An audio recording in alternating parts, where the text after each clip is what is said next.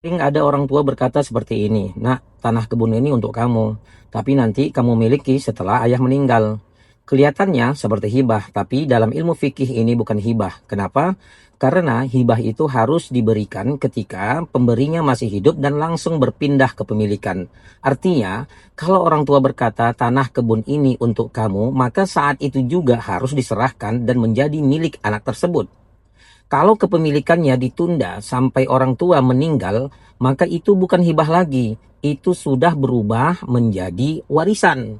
Dan kalau sudah menjadi warisan, maka pembagiannya harus mengikuti hukum faraid dalam Islam. Tidak boleh hanya diberikan kepada satu orang saja. Jadi ingat perbedaannya. Hibah diberikan saat masih hidup, sedangkan warisan dibagi setelah seseorang wafat. Wallahu a'lam bishawab.